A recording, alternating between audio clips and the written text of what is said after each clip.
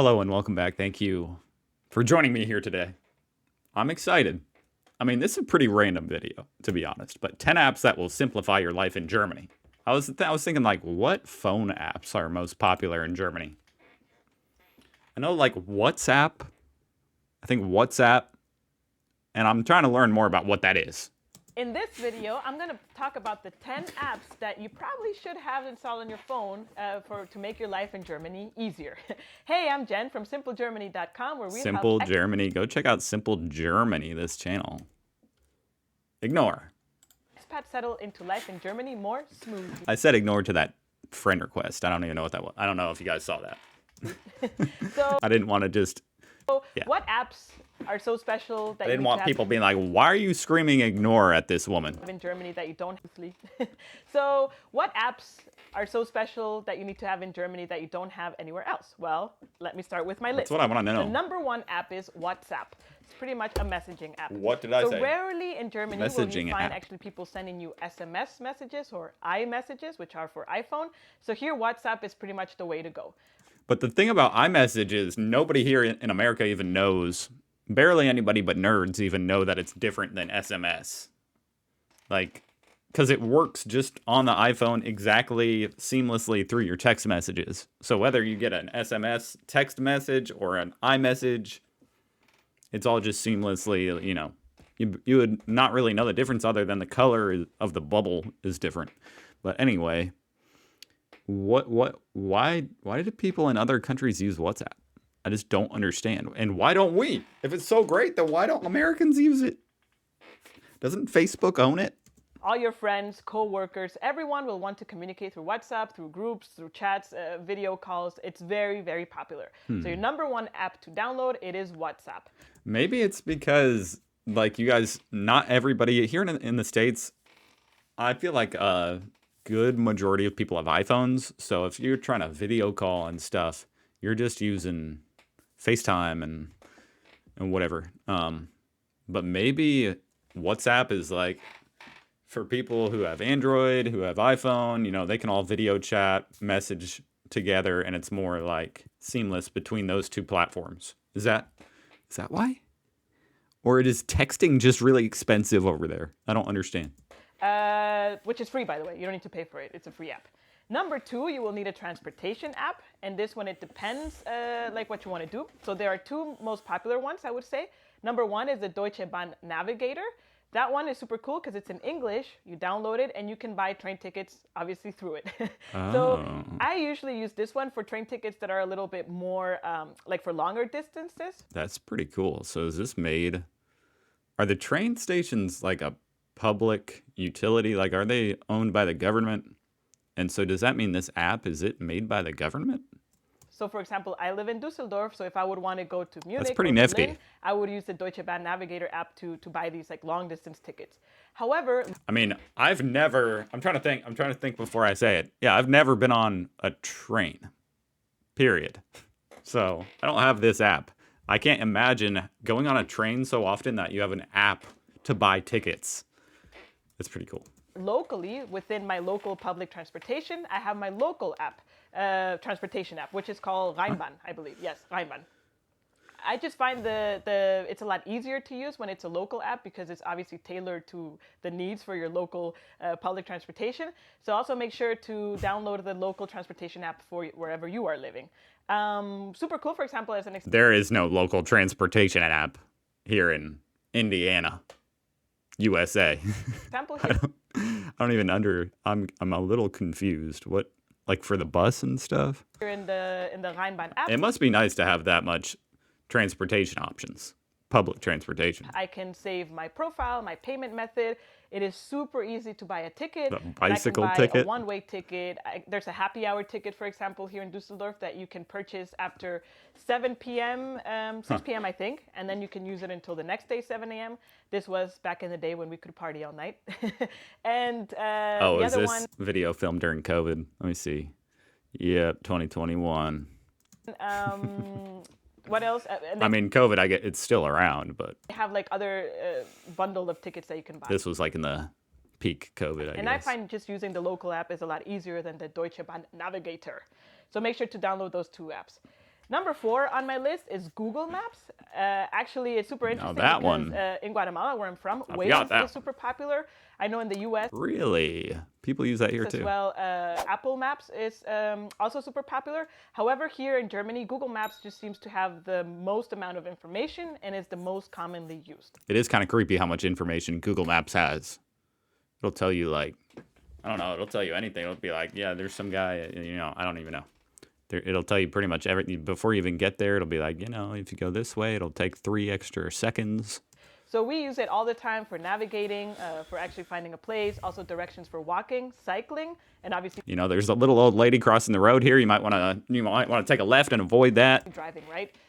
Sometimes they also have information about public transportation. I would say it's not so accurate most of the time, but it still works. It does a trick. At least you know more or less where you need to end up, and then there you can zoom in to find the train station, and then use your local transportation app to buy a ticket to that station or whatever. That's how I use it at least. That's cool. Number 5 on my list is PayPal. I don't know if where you're coming from, PayPal is a popular choice. However, I do use PayPal, but have you guys seen the news about how, like, I don't even know if it's true. It seems so outrageous, but they made it where if you post, I guess PayPal decides it's misinformation, then they'll steal $2,000 from you. I don't understand. It's mind-blowing. That can't be true. Is that true? here in Germany, PayPal is used for multiple cases. For example, at work, if you are going to have an office job and you will have a lot of coworkers or friends, actually, not just coworkers, it's very common in Germany that people gather money for when a kid is born, for example, or when someone got married or someone moved and has a new house. So for any kind of event or for a birthday, obviously, right? So people might pool some money, and the way to do that is to send money through PayPal, which is funny, right? Because we complain a lot that Germany is a cash is king kind of country. However, PayPal is very used for these cases. In my particular situation, when we also use PayPal at work. Do you guys use PayPal or Venmo? Because I think Venmo is like owned by PayPal. I don't know. Work, for example. People here in the States love Venmo. When we went to have lunch together and someone either forgot their cash or credit card, or they didn't have a way to pay, usually one would lend the other money, and the way we got the money back was through PayPal. So PayPal is very common as well. Number 6 on my list is TransferWise. TransferWise is a money service, and it's pretty cool because when you open an account with them, you actually have, by default, 3 accounts. One of them is in US dollars, the other one is in pounds, and the other one is in euros. So if you are coming from a place where you have your money in a currency like dollars, for example, you can easily transfer the money from that account to your TransferWise account. So you can like exchange the money? You also get like a debit card that you can use, so you can usually pay with that. So what is so cool about that? Well, first of all, transferring the money is a lot cheaper than a normal bank account or an online transfer or a bank transfer from bank to bank.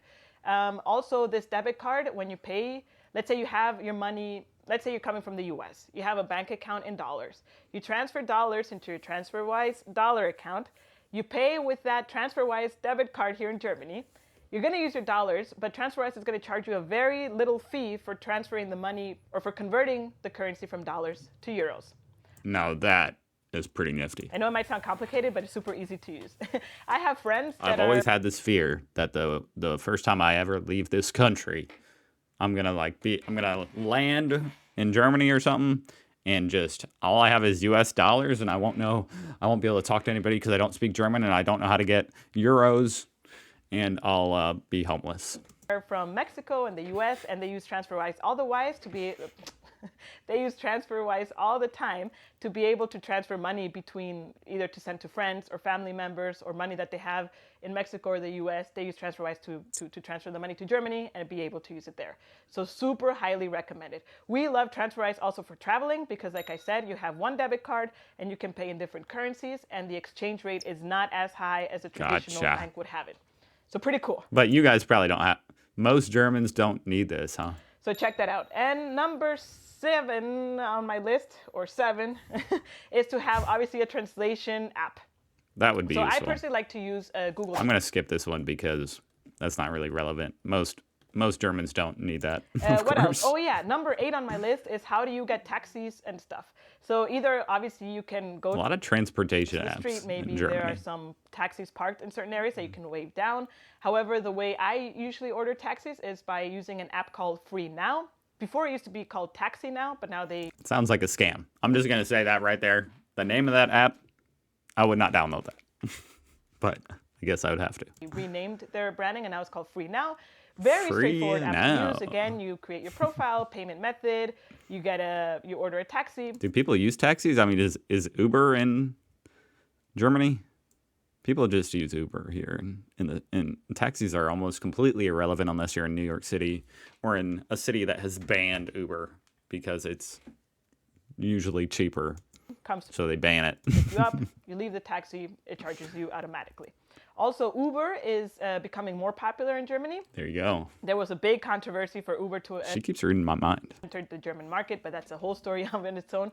But I feel like I mean, I do understand if you're a taxi driver, you don't want Uber coming in. starting last year, 2020, Uber was getting some traction and actually working properly. I don't know the background of all of it, but Uber is also a way that you can also order a taxi service to go from A to B. So what else? Number 9 on my list is that obviously if you have a phone and if you have apps, you will need data to use that phone, right? So you can go either one of two ways. You can either have a mobile contract or a prepaid card. We have done all the research for you and you can find articles in Simple Germany, which I will link below for you to check that out. But regardless of that, whatever you decide or service or telecommunication provider you decide to choose, most likely they will have an app. So I would highly recommend that you download this app on your phone. Why? Because you will be able to easily see information like how many gigabytes have you used, what's your current So do you guys have data capped? Most, I shouldn't say most, but here in the States, it's pretty much always been that most people want an unlimited data plan. A lot of plans are like you get a certain amount of data, and then after you use that, you have unlimited data, but it's super slow and crappy. That's how mine is. But I never think about my data cap because if I go over it, I just have to deal with the crappy data. for an invoice. If you have a And, prepaid I'll card, suffer how much through money that. you have. You can top up, if I'm not mistaken, as well. So you can do a lot of things through these apps. So that is pretty cool because then you don't have to deal with the bureaucracy of going to a shop or calling someone in German and having to answer all these simple questions. So highly recommended. And number 10, Anything I can do through an app and not have to embarrass myself and be like, I don't speak German. If I can do it through the app, good. and final app that I have on my list is, oh, let me try to say this, is the eBay Kleinanzeigen. And this one, funnily enough, I don't know if it's funnily enough, Is it eBay? but actually this app is very popular to purchase and sell used things. I know eBay is known worldwide, but there's an ebay.de and there's an eBay Kleinanzeige. Why is the name so long? Why isn't it just Actually, eBay? this app is very popular. And Do I actually have to search the let app me try store to say this, for is the eBay eBay Kleinanzeigen? Kleinanzeigen. And Zeigen. this one, funnily enough, I don't know if it's funnily enough, kind but of actually name this is that? app is very Here it's just called eBay. popular to purchase and sell used things. I know eBay is That's kind of I like that because eBay, I loved eBay. And I feel like it's almost like the MySpace of just nobody, not a lot of people use eBay anymore here. They just use Amazon. And I like eBay. The fees are much cheaper. I don't know, you can bid on things, auctions, those are fun. People don't use it nearly as much here ever since Amazon came known around. worldwide. But there's an ebay.de and there's an eBay Kleinanzeige, which, to be honest, now that I think about it, I really don't know the difference. But anyways, the Kleine Anzeige one is the one that we use. I have used it very successfully to resell some things. For example, I resold my Switch there. I also bought a DJ set once to see if I could DJ some, but that was a big failure. And so I resold that one there. And other used things, a lot of expats, when they are moving again, either to another apartment or going back home, they also use this to resell their furniture or whatever, and it's very successful. Just bear in mind that the conversation there is very transactional, it's very direct, and you might need to know some German to be able to negotiate with people. I would, oh my God, I'd be so nervous. However, it's pretty straightforward. You upload the I would just be a buyer. I'm not selling anything in Germany. pictures of your things. You put a description, the price, and then you put it online. The app is totally free to use, and all the money when you sell something, literally all the money goes to you. Is that true? Is this a different app? Because here there's definitely a fee. I don't know if maybe they just hide it a little bit, or maybe that's true. Maybe this app has no fees, but there's definitely a fee upon the sale of the item. eBay takes a couple bucks. Here. Sell something, literally all the money goes to you. I'm just saying. A lot of people might ask if you have PayPal, to pay for the stuff when they buy it through eBay Kleinanzeigen. So again, a reason for you to have a PayPal account and to have that app installed. And yeah, it's been very successful that's how pretty much you resell things in Germany with eBay Kleinanzeigen. That is very cool. Anyways, I hope this video has helped you. It did. It was very informative. Thank you very much, Simple German. Go check out this channel. That was a very nice video. I might watch some more about just like what apps are most popular. These are almost like apps that you need. A lot of these, especially as a foreigner, some of them. But it is very interesting to see DB Navigator. I'm beginning to understand what's at DB Navigator. That's interesting. I saw that on some other video, like in the thumbnail. DB Navigator. I guess that's popular. So that's pretty neat. We don't have anything like that here. Anyway, thank you for joining me today. I hope you're having a fantastic day over there in Germany, way that way. I hope you join me here tomorrow. I'm going to be learning more about Germany. That's what I do on this channel. Goodbye.